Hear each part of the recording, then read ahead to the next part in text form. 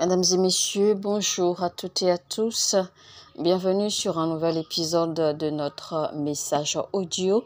Nous allons recevoir à nouveau le prophète Lovie Elias dans un message intitulé « Comment détruire le joug de la pauvreté ?» ou en d'autres termes, comment détruire la malédiction de la pauvreté. Vous savez, pour commencer, la pauvreté est un sujet très mal compris dans le corps du Christ. Et je crois fermement que ce message sera une bénédiction pour quelqu'un afin de comprendre véritablement ce que c'est que la pauvreté. La raison pour laquelle plusieurs n'arrivent pas à être délivrés ou à sortir de la pauvreté, c'est parce que ils ne savent pas réellement de quoi il s'agit et donc ils ne savent pas en fait comment l'affronter ou comment en finir avec. Rappelez-vous qu'il est écrit dans la Bible, ne soyez pas ignorants des astuces, des malices du diable. Ne soyez pas ignorants des ruses du diable. Parce que si vous ne connaissez pas et si vous ne maîtrisez pas ce à quoi vous êtes confrontés, vous avez déjà perdu la bataille à l'avance. Alors avant de continuer, nous vous invitons rapidement à liker, à cliquer sur le bouton j'aime et surtout à partager. Le plus important, c'est de partager maintenant, d'accord, ce message. Partagez-le, n'attendez pas de finir, ne soyez pas seul à le suivre. Invitez des gens maintenant qu'ils se connectent ou partagez le lien avec vos amis. Partagez le lien partout où vous pouvez, autant que possible et Dieu vous bénira abondamment et la grâce de l'Éternel vous aidera à ce que vous arriviez à destination, la destination que Dieu a prévue pour vous. Amen. Alors je le répète encore, le problème ou la question de la pauvreté n'est pas un problème aussi grand. En réalité, ce qui se passe, c'est que vous ne savez pas véritablement de quoi il s'agit. Vous ne savez pas réellement ce à quoi vous êtes confronté. Vous ne savez pas réellement comment combattre ou comment en découdre avec la pauvreté. C'est là, en fait, que le problème se trouve. La Bible dit clairement, y a-t-il quelque chose de difficile pour Dieu? Y a-t-il quelque chose d'impossible à Dieu de faire? Je sais que beaucoup ont l'habitude de dire, voici, je fais mes offrandes, je fais mes dîmes, je fais mes semences, je fais mes sacrifices, je fais tout ce qu'il faut en matière de dons, je rends le service, je fais tout ce qu'il faut, je fais tous les efforts qu'il faut. Mais rien ne change dans ma vie, ma situation ne change pas. En fait, c'est parce que vous ne comprenez toujours pas comment cela fonctionne. C'est parce que vous ne comprenez pas véritablement l'élément auquel vous êtes confrontés. Vous savez, dans le règne de l'esprit, Dieu nous a disposé de tellement d'armes spirituelles. Nous avons tellement de principes, tellement d'armes, tellement d'instruments, tellement de clés, d'accord, disponibles à notre portée pour en fait nous en sortir dans ces situations. La première chose que je voudrais que vous compreniez et que vous gardiez à l'esprit, c'est que la pauvreté n'est pas un esprit. Il n'y a pas d'esprit qui est appelé pauvreté. Il n'existe pas de démon de la pauvreté. Il n'existe pas d'esprit appelé esprit de la pauvreté. Je le répète encore une fois et gardez cela à l'esprit. La pauvreté est une malédiction, ce n'est pas un esprit. Donc vous ne pouvez pas réprimander la pauvreté. Vous ne pouvez pas lier la pauvreté. Et vous ne pouvez pas vous cacher ou vous couvrir pour dire que vous voulez fuir la pauvreté. Parce que si vous pensez le faire ou alors si vous le faites, vous avez déjà perdu la bataille parce que, comme je l'ai dit, la pauvreté n'est pas un esprit, mais c'est une maladie. Donc, il n'y a pas de prière ou de jeûne à faire contre la pauvreté. Si vous pensez pouvoir jeûner ou prier, votre situation ne changera pas. Parce que la prière et le jeûne ne vous feront pas sortir de la pauvreté. Vous ne vous êtes jamais posé la question, comment se fait-il que les gens du monde, d'accord, puissent s'enrichir aussi facilement, alors que voilà des gens qui ne participent pas à des veillées de prière. Voilà des gens qui ne participent pas à des cultes spécifiques d'onction ou à des cultes spécifiques de la richesse. Voilà des gens qui ne participent pas à des missions ou à des cultes de prière de nuit pour chasser l'esprit de la pauvreté ou pour combattre l'esprit de la pauvreté. Si nous prenons par exemple Bill Gates, selon ce que je sais, l'homme le plus riche d'accord du monde aujourd'hui, si on prend Bill Gates, on sait que Bill Gates est un croyant. Bill Gates est bel et bien un croyant. Mais vous voyez un peu le niveau de richesse qu'il a atteint. Et pourtant, Bill Gates ne va pas à des séances d'impactation spéciale ou à des séances de prière, à des séances de nuit, etc., etc. Et Bill Gates ne s'assujettit pas, d'accord, en fait, à des jeûnes et à des prières intenses et tout cela. Et pourtant, il n'est pas pauvre. Mais Bill Gates n'a pas toujours été riche, parce qu'à un moment de sa vie, il a été pauvre. Très, très pauvre même, qu'il ne pouvait même pas s'offrir un journal. Il est merveilleux de se rendre compte comment les gens du monde ont pu comprendre que la pauvreté n'est pas un esprit. Et ils savent comment utiliser, comment user, d'accord, efficacement des informations et des clés, des principes qu'ils ont découverts, d'accord, pour pouvoir s'enrichir. Et pourtant, les gens de l'Église, d'accord, ont fait de la pauvreté un esprit. Entre parenthèses, pour vous dire la vérité, il y a tellement de démons et d'esprits qui n'existent même pas, mais que les chrétiens ont inventés. Je vous dis la vérité en tant que prophète. Il y a beaucoup de démons, il y a beaucoup d'esprits qui n'existent même pas, mais qui ont été inventés, d'accord, par les superstitions dans les églises. Et je suis vraiment désolée, d'accord, de paraître ainsi ou de dire ce que je suis en train de dire, mais je ne fais que vous dire la vérité. Et je ne veux pas blesser quelqu'un, je ne veux blesser personne, je ne veux insulter personne. Je ne veux toucher la sensibilité de personne, mais je vous dis la vérité pure.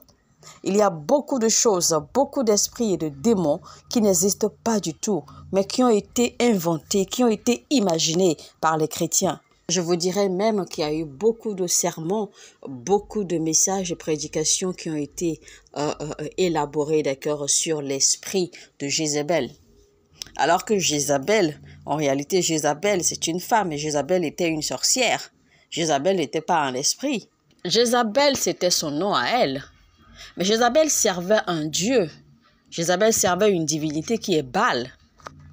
Donc, tous ceux que Jézabel tuait, même les prophètes de Dieu que Jézabel a fait égorger, elle l'a fait pour honorer son dieu, Baal.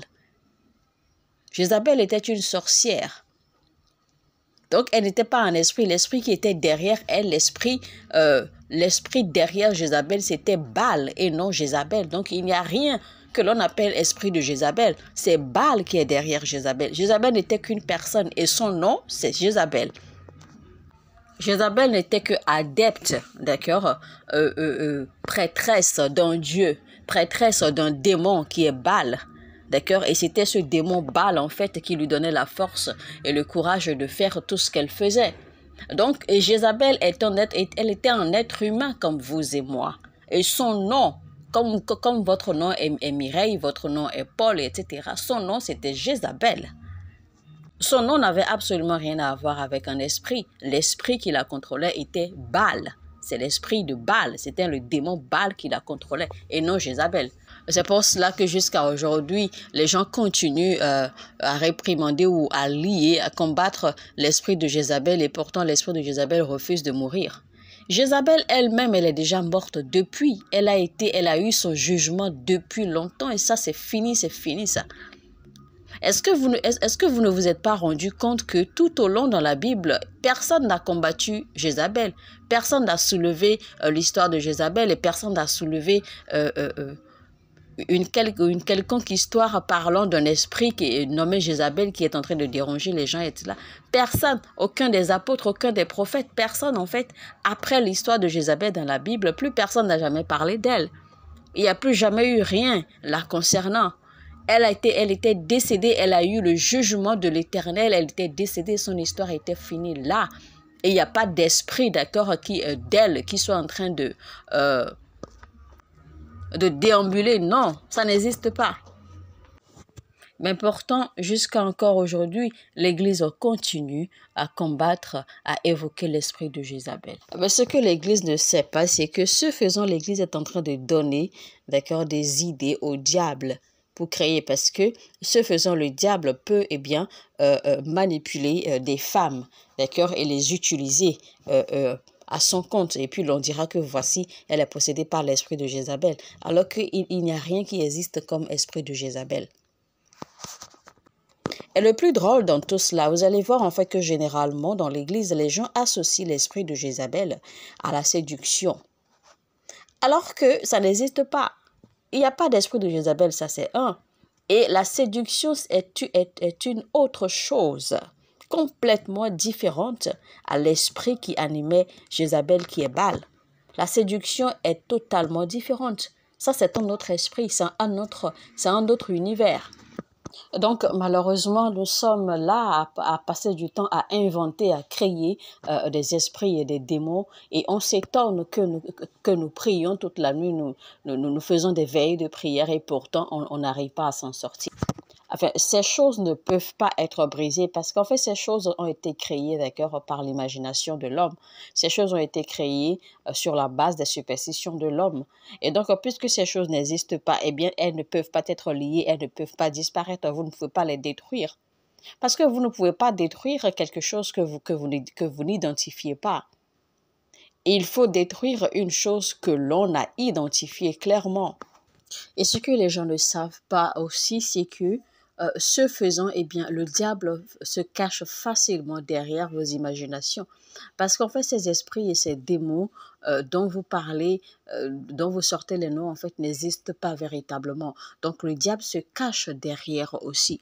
Et vous êtes là à combattre, vous êtes là à lier, d'accord, à réprimander, à condamner, mais rien ne sort, rien ne part, parce qu'en réalité, vous êtes en train de tirer en l'air, parce qu'il n'y a rien de concret que vous êtes en train de combattre. Donc, ne vous étonnez pas alors de ne pas voir de résultats. Donc, finalement, vous combattez contre des choses qui n'existent pas. Et voilà pourquoi la Bible dit, et voilà pourquoi Dieu dit dans la Bible que mon peuple périt par manque de connaissance. Mon peuple périt par faute de connaissance. La vérité est que les chrétiens ont rendu les choses spirituelles insensées. Les chrétiens ont banalisé les choses spirituelles. Ce qui fait que les gens du monde peuvent voir certaines choses et banaliser et se dire simplement d'appliquer la raison ou d'utiliser la raison. Mais le fait qu'ils ne croient en rien les amène, d'accord, à croire en quelque chose qui n'existe pas. Quand les gens parlent par exemple de l'esprit de Caïn, mais il n'y a rien qui existe comme esprit de Caïn. Il n'existe pas un esprit qui soit même nommé esprit de Caïn. La personnalité de Caïn ou bien le caractère de Caïn, en fait, quand Dieu est en train de parler, c'est que Dieu, en fait, envoie un avertissement pour dire « Fais attention, d'accord, fais attention à tes voies parce que le péché se trouve devant toi. Alors fais attention pour ne pas tomber dans le péché. » Il est écrit dans le livre de Jacques, la Bible a dit « Pourquoi y a-t-il de l'envie au milieu de vous? Pourquoi y a-t-il le péché au milieu de vous? Pourquoi est-ce que les frères se tuent les uns les autres? Pourquoi est-ce que les frères se mangent les uns les autres? » C'est parce qu'en fait, vous avez permis que le péché prenne l'emprise, que le péché prenne le dessus sur vous. Et le péché suscite l'envie au milieu de vous. Il n'y a pas ce qu'on appelle esprit de l'envie ou esprit de la jalousie. Un esprit mauvais ou un démon peut vous manipuler, d'accord, à avoir de l'envie. Un démon peut vous manipuler à envier quelque chose qui ne vous appartient pas. Un démon peut vous manipuler, d'accord, dans des caractères et dans des sentiments, dans des émotions, etc. Mais le caractère que vous affichez ou le sentiment que vous affichez n'est pas un esprit. L'envie n'est pas un esprit, la jalousie n'est pas un esprit. Ce sont là des portraits, ce sont là des caractères. Il n'y a pas de prière qui dise oui, je lis ou je réprimande ou je détruis l'esprit de la jalousie, je détruis l'esprit de l'envie et ceci et cela. Non, la jalousie en elle-même, ce n'est qu'un caractère et c'est un caractère naturel. Dieu lui-même a le caractère jaloux. Dieu a dit lui-même, il a déclaré lui-même qu'il est un Dieu jaloux. Alors, est-ce que vous allez me dire que Dieu est animé par un esprit malin de jalousie? Mais non. La jalousie est un caractère, en fait, pour protéger ce que l'on a, pour protéger sa propriété, pour protéger ce que l'on estime, d'accord, être sien. Si par exemple une femme ou un homme se montre jaloux de son partenaire ou de sa partenaire, c'est parce qu'il ou elle se dit que voici mon homme, voici ma femme, et donc je ne veux pas le partager avec quelqu'un d'autre, je ne veux pas la partager avec quelqu'un d'autre. Il est à moi, elle est à moi tout seul. Donc ce n'est qu'un caractère qui s'affiche et c'est un caractère naturel de toute personne, d'accord, qui est attachée ou accrochée à une chose. Par contre, l'envie est également un caractère, mais un mauvais caractère qui vous amène à envier quelque chose qui ne vous appartient pas. Donc, vous ne pouvez pas vous mettre à prier et dire que vous liez ou que vous réprimandez ou que vous êtes en train de détruire l'esprit de la jalousie, parce que si vous le faites, c'est comme si vous vous dressez contre Dieu aussi, puisque Dieu est un Dieu jaloux également. Et le diable ne s'est jamais proclamé ou ne s'est jamais affiché comme étant jaloux. Le diable n'a rien en lui qui soit de la jalousie. Il y a donc tant de doctrines aujourd'hui qui ont été inventées par les gens à cause de leur superstition ou à cause de leur peur, etc. Tant de doctrines qui n'existent même pas, des esprits et des démons qui n'existent pas mais qui ont été inventés par les hommes, par les gens de l'Église.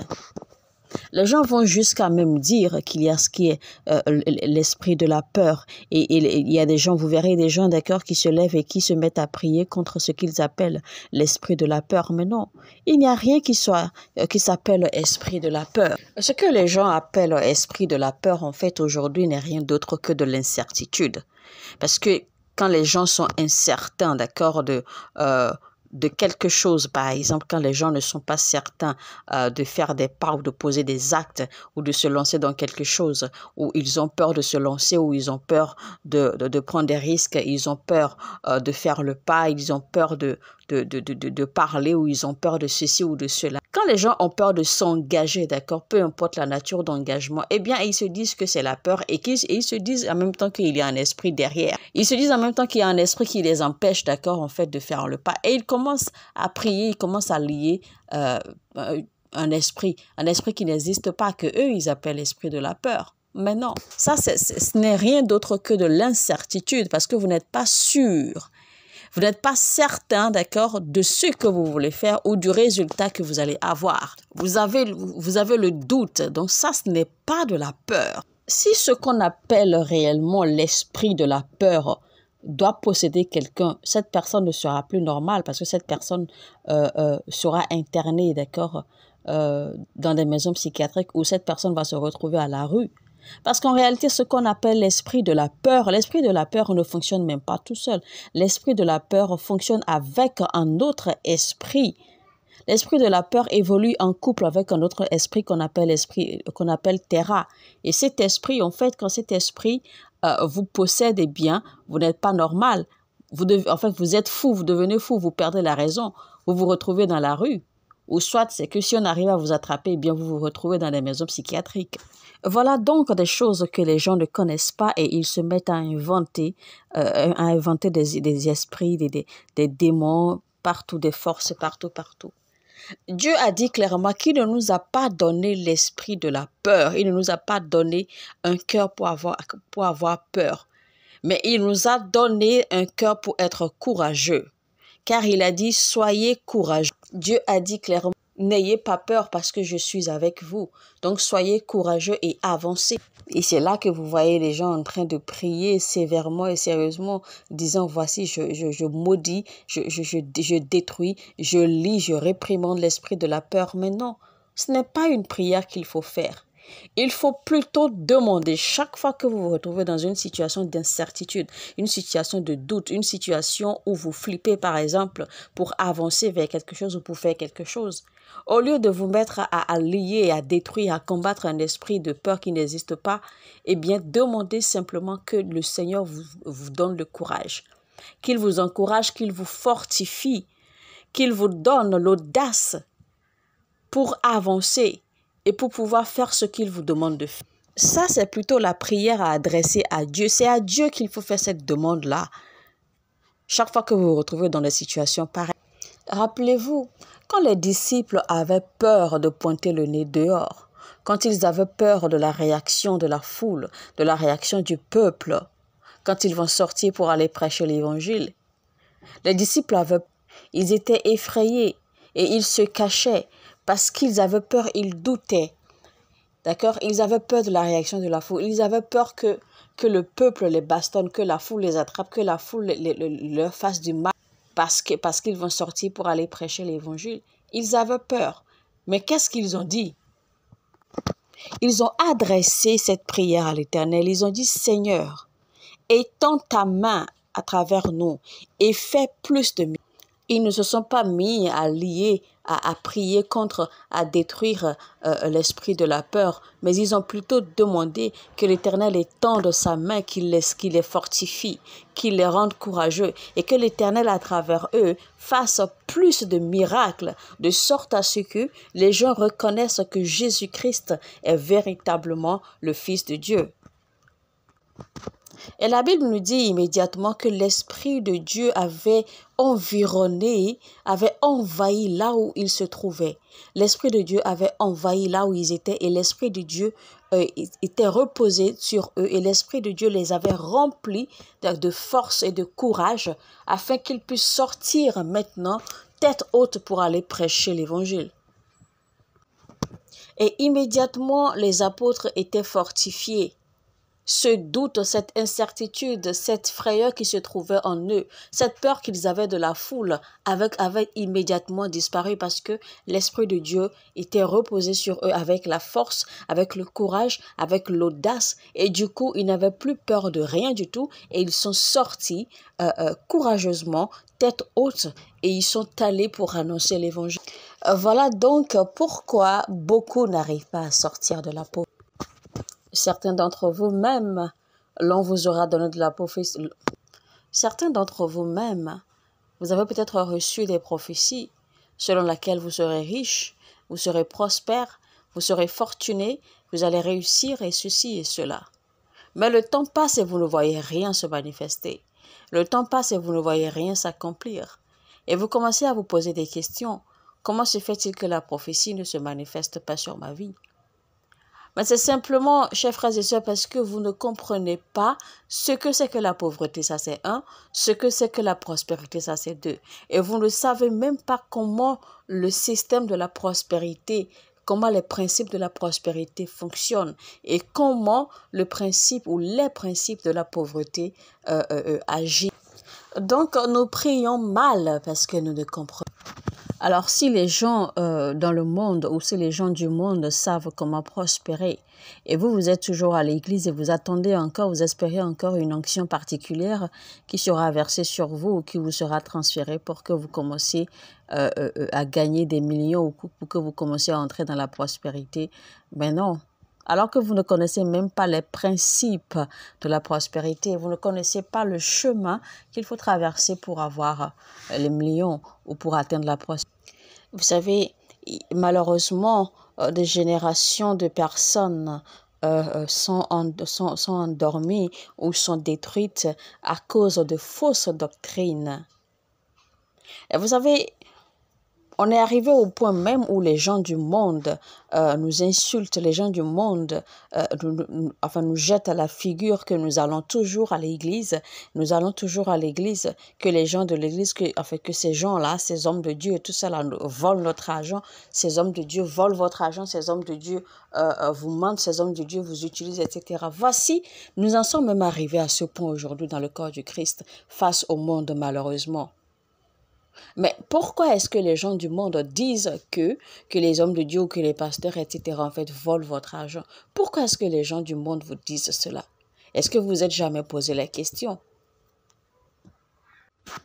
Parce que, eh bien, ces gens du monde vous voient aller à l'église tout le temps. Donc, pour eux, ils se disent, en fait, ils espèrent que parce que vous allez à l'église tout le temps, parce que vous faites tout ce qu'il faut faire dans l'église, eh bien, vous êtes supposé prospérer normalement parce qu'en fait, c'est à ça même que l'Église sert, parce que le chrétien sert Dieu en fait également pour prospérer, parce que sans la prospérité, le chrétien ne peut pas non plus servir Dieu correctement. Donc, quand les gens du monde voient que rien ne marche dans votre vie et pourtant c'est vous qui allez toujours à l'église, eh bien, il est tout à fait normal, d'accord, qu'ils vous insultent, qu'ils vous pointent du doigt et qu'ils vous traitent de stupides, qu'ils vous traitent de bêtes et qu'ils vous disent que vos hommes de Dieu volent de vous, que vos hommes de Dieu vous mentent. C'est tout à fait normal qu'ils s'adressent à vous de cette façon. Parce que vous, en fait, vous allez à l'église, mais vous refusez, d'accord, d'apprendre les réalités. Vous refusez, d'accord, de chercher la vérité. Vous refusez de découvrir les clés, les principes qu'il faut, d'accord, pour qu'il faut appliquer également à vos prières, à votre service, à tout ce que vous faites pour pouvoir, en fait, déclencher et opérer votre changement, votre réussite. Prenons par exemple le roi David. Le roi David, quand il était encore dans la maison de son père, il était pauvre, très très pauvre. Mais quand il est devenu roi, eh bien naturellement, il était plus pauvre. Il avait atteint un niveau de richesse. Mais alors, pourquoi est-ce que son fils Salomon, d'accord, était plus prospère, plus riche?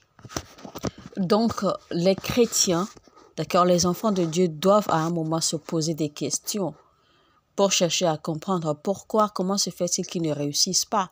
Pourquoi est-ce qu'ils n'avancent pas alors qu'ils sont supposés avancer, alors qu'ils sont supposés réussir plus que tout? Vous ne pouvez donc pas réprimander la pauvreté parce que la pauvreté n'est pas une personne et la pauvreté n'est pas un esprit. Comme je l'ai dit, la pauvreté est une malédiction. Alors nous allons entrer dans le livre de Genèse. Genèse 45, versets 10 à 11. « Habiteras dans le pays de Goshen et tu seras près de moi, toi, tes fils et les fils de tes fils, tes brebis et tes bœufs, et tout ce qui est à toi. Là, je te nourrirai, car il y aura encore 5 années de famine. Et ainsi, tu ne périras point, toi, ta maison, et tout ce qui est à toi. » Donc là, c'est Joseph qui s'adressait à sa famille, à son père précisément, lui demandait d'aller récupérer tout le reste de la famille, car lui, Joseph, va les installer à Goshen, et à Goshen, eh bien, il va prendre soin d'eux, il va les nourrir, d'accord, tout le temps qu'il faudra, afin que il ne soit pas dans la pauvreté, afin qu'il ne végète pas dans la pauvreté, parce qu'il y aura encore la famine. Ce qui a délivré et protégé Égypte contre la famine, contre la pauvreté, c'était la sagesse que Dieu a donnée à Joseph. Donc, ce n'est pas le jeûne et la prière qui détruit ou qui réprimande ou qui chasse la pauvreté. Donc, la toute première clé qui vous délivre ou qui détruit la pauvreté, c'est la sagesse divine. Alors, rappelez-vous que Pharaon a eu un rêve venu de Dieu, évidemment. Et donc, rêve qu'il ne pouvait pas comprendre. Alors, quand on a fait appel à Joseph, Joseph a non seulement interprété son rêve, mais Joseph lui a également, d'accord, dit ce qu'il fallait faire pour prévenir la famine, pour en fait sécuriser le peuple. Donc, il lui a expliqué, il lui a décrit, d'accord, la stratégie à utiliser pour pouvoir conserver des vivres, pour conserver de la ressource afin de traverser les 7 années de famine qui allaient s'abattre sur le peuple.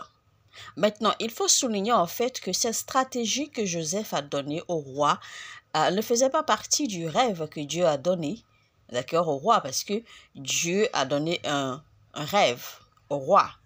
Maintenant, Joseph a expliqué le rêve. Maintenant, avec la sagesse de Joseph, Joseph en fait a pu déterminer, d'accord, la solution, ok, applicable à ce rêve pour en fait éviter le problème, d'accord, ou le problème que Dieu a montré, le problème que Dieu a révélé dans le rêve. Donc, il fallait trouver le moyen pour pallier à ce problème-là, ce que Joseph a fait, d'accord, en indiquant la stratégie à utiliser, d'accord, pour en fait pallier à ce problème que Dieu a fait voir au roi dans son rêve. Et donc, cette stratégie que Joseph, en fait, a donnée au roi ne faisait pas partie du rêve. Et en fin de compte, que s'est-il passé? Le roi a finalement confié la gestion, d'accord, de tout cela à Joseph, parce que c'était lui qui a trouvé la solution adéquate pour en fait régler l'équation. Maintenant, si on doit revenir à Jésus-Christ, notre Seigneur, par exemple, rappelez-vous, Jésus-Christ a nourri 5000 hommes. Et ceci encore, c'est parce qu'en fait, on a juste compté 5000 hommes, sinon la foule était plus que ça. Puisqu'il y avait des enfants, il y avait des femmes. Mais on s'est simplement basé sur 5000 hommes. Donc, on n'a pas dit 5000 personnes, mais 5000 hommes. Donc, il faut ajouter à ces 5000 hommes les femmes et les enfants qui faisaient partie de la foule. Donc, ça veut dire que Jésus-Christ, en fait, a nourri plus de 5000 personnes. Donc, après avoir nourri toute la foule, Jésus-Christ a demandé combien de paniers de pain et de poissons restait-il. Donc, Jésus-Christ n'était pas dans l'option selon laquelle, en fait, il allait seulement nourrir la foule ce jour-là et que le lendemain, il fallait encore qu'il opère un autre miracle encore pour les nourrir. Donc, il fallait utiliser la sagesse pour que, après avoir satisfait la foule, ce qui restait, d'accord, puisse être récupéré et être conservé. Donc, c'est pour dire que la sagesse n'est pas faite seulement pour créer ou pour opérer, mais la sagesse non seulement crée, opère, mais également gère. Alors, vous êtes mal informé et c'est pour cela que vous avez des difficultés avec les finances. Alors, quand vous passez votre temps à dire « je réprimande, je lis, je détruis, je combats l'esprit de ceci et de cela », Dieu est en train de bénir les autres. Dieu est en train de rendre les autres prospères et vous êtes toujours là à réprimander, à tuer, à lier, à faire ceci et à faire cela. Et tout ça parce que vous avez encore du mal à comprendre le formulaire. Vous avez encore du mal à comprendre la formule, d'accord, pour sortir de cette situation, pour sortir de cet embargo de la pauvreté. Il faut souligner au passage que la sagesse est la mise en pratique de la connaissance. Donc, la sagesse et la connaissance vont de pair. Maintenant, il faut savoir aussi que nous avons la connaissance surnaturelle et la sagesse surnaturelle. Nous avons également la connaissance naturelle et la sagesse naturelle. Mais vous ne pouvez pas réussir dans ce monde naturel en appliquant seulement et uniquement la sagesse surnaturelle. C'est impossible. Parce qu'en fait, c'est par la sagesse surnaturelle que Joseph a pu interpréter le rêve de Pharaon. Mais ça ne suffisait pas parce qu'il fallait trouver maintenant la solution, la stratégie, d'accord, en fait, pour pallier, d'accord, à cette chose ou à ce problème ou à la famine que Dieu avait révélée, d'accord, dans la vision de Pharaon. Donc, la sagesse surnaturelle a permis à Joseph d'interpréter, de pouvoir comprendre la vision que Dieu a donnée. Maintenant, il faut utiliser sa tête, il faut creuser sa tête, il faut utiliser son intelligence pour trouver la sagesse naturelle maintenant qu'il faut appliquer pour ne pas subir, d'accord, le fléau que Dieu a révélé dans le rêve ou pour trouver la solution adéquate qu'il faut pour se prévenir de cela.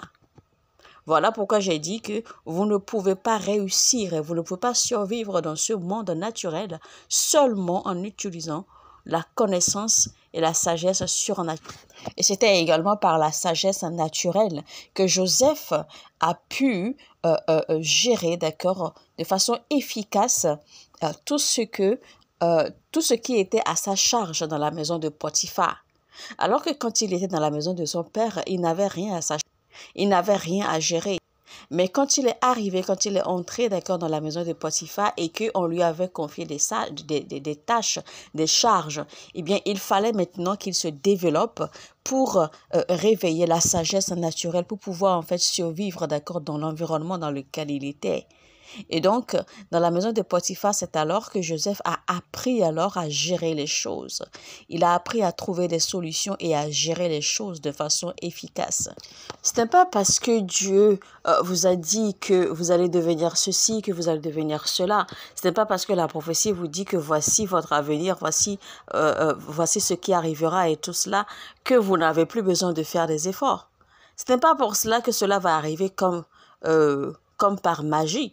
Vous avez besoin, d'accord, d'étudier pour approuver ou pour prouver, d'accord, pour prouver que vous êtes digne de cela et pour approuver, d'accord, votre appartenance et à la manifestation de cette prophétie et la promesse ou la parole de Dieu sur vous. Ce n'est pas pour rien que la Bible nous recommande d'étudier pour nous démarquer. Alors, si vous vous dites que oui, je vais prospérer, je vais réussir, je serai riche, je serai fortuné, etc. Et pourtant, en même temps, vous voulez manger, vous voulez finir, vous voulez bouffer 99% de vos ressources. Vous voulez bouffer 99% de vos productions. Comment pensez-vous que vous allez réussir? Vous ne savez pas que ce faisant, vous permettez à la malédiction de rester sur vous. Je vais rapidement utiliser cette illustration.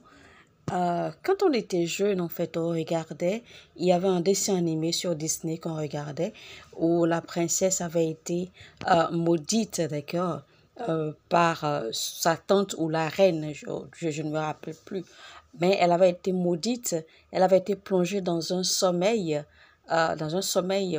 éternel, disons, parce qu'en fait, la princesse, elle était la plus belle, d'accord, de toute la nation. Elle était la plus belle de tout leur pays ou de toute leur région, de tout le royaume, voilà. Elle était la plus belle de tout le royaume. Et donc, elle a été plongée dans un sommeil éternel par une tante ou par la reine. En tout cas, c'était une sorcière qu'il avait maudite. D'accord? Donc, la sorcière lui avait jeté un sort pour la plonger dans un sommeil éternel. D'accord? Et dans ce sommeil éternel, en fait, eh bien, elle perdait de sa beauté graduellement, jusqu'à ce qu'il a fallu qu'un prince charmant, d'accord, vienne la découvrir. Et c'est par le baiser de ce prince charmant que le sort avait été brisé. Donc, il a fallu l'intervention de quelque chose ou de quelqu'un pour briser, d'accord, le sort qui avait été jeté sur la princesse. Il faut donc retenir par là que les malédictions sont brisées, d'accord, en appliquant certains principes. Donc, c'est en mettant en application, c'est en mettant en pratique certains principes, c'est en respectant certaines règles, c'est en faisant quelque chose que l'on brise les malédictions. Et les malédictions ne sont pas brisées uniquement parce que vous priez et que vous dites au nom de Jésus-Christ, non. Vous devez connaître et maîtriser comment la formule fonctionne. Par exemple, la Bible dit « Honore ton père et ta mère et tes jours seront prolongés ». C'est bien ce que Dieu a dit. Et donc, quiconque désobéit, d'accord, à ce principe ou à ce commandement, eh bien, subira une malédiction. Parce que quand Dieu a donné ce décret, quand il a donné ce commandement, eh bien, il a libéré une malédiction qui suit, d'accord, ce commandement. Malédiction qui va retomber sur quiconque désobéit à ce commandement. Ce qui veut simplement dire que si tu n'honores pas ton père et ta mère, eh bien, tes jours ne seront pas prolongés sur la terre. Les choses n'iront pas bien pour toi. Et attention, Dieu n'a pas dit d'honorer son père et sa mère parce qu'ils auraient fait quelque chose ou parce qu'ils sont bons ou parce qu'ils sont justes ou parce qu'ils ont raison. Vos parents n'ont pas besoin d'avoir raison pour être honorés. Vos parents n'ont pas besoin d'être bons pour être honorés. Pourquoi? Parce que c'est un honneur naturel que Dieu a demandé de leur rendre. Parce que c'est eux qui vous ont donné naissance. C'est eux qui vous ont donné la vie, c'est eux qui vous ont donné naissance. Donc, de par cette autorité ou de par ce droit, eh bien, vous avez le devoir de les honorer, qu'ils soient de bons parents ou pas, qu'ils soient des parents loyaux ou pas, qu'ils soient des parents qui supportent ou pas, qu'ils soient des parents qui prennent soin de vous ou pas. Votre devoir est de fermer les yeux sur tout et de les honorer, point. Donc, vous n'avez pas besoin, en fait, de vous dresser contre vos parents, de vous battre avec vos parents, de vous disputer avec vos parents tout le temps parce que vous pensez qu'ils ne font pas les choses bien et tout. Non, Dieu a dit de les honorer, point. Les choses n'iront naturellement pas bien pour vous et quand c'est le cas, eh bien vous n'avez pas besoin de prière ou de délivrance pour vous en sortir. Il faut simplement faire le contraire, faire simplement ce que Dieu a dit malgré tout et vous verrez le résultat. Alors, mesdames et messieurs, nous allons nous en arrêter là pour la première partie de notre message. Rappelez-vous que le titre de notre message, c'était donc « Détruire la malédiction de la pauvreté ». Détruire la malédiction de la pauvreté. Et c'était donc avec le prophète Lovie Elias. Je vous retrouve très très bientôt pour la deuxième partie de ce message. Alors, partagez ce message au maximum. Ne le gardez pas pour vous tout seul. Partagez-le autant que vous pouvez sur toutes vos plateformes. Partagez-le avec des amis, avec des frères. Partagez-le dans tous vos groupes de communication, etc. Permettez que d'autres personnes, d'accord, soient nourries de connaissances et de sagesse à travers les messages que nous diffusons sur cette chaîne. Et n'oubliez pas aussi de liker, cliquez sur le bouton j'aime pour nous montrer que vous appréciez ce que nous faisons et cela permettra également à YouTube de recommander également la chaîne et les messages surtout à d'autres personnes, d'accord, susceptibles d'en avoir besoin, surtout dans le corps du Christ. Alors, nous espérons que ce message vous a édifié. Nous espérons que vous avez été bénis également. Si c'est le cas, abonnez-vous si vous n'êtes pas encore abonné. Cliquez sur la cloche de notification, activez-la afin de ne rater aucun message. Si vous avez vraiment aimé, partagez. Partagez encore et encore et que Dieu vous bénisse. Sur ce, je vous dis shalom, shalom chez vous. Mon heure a sonné et votre heure a sonné.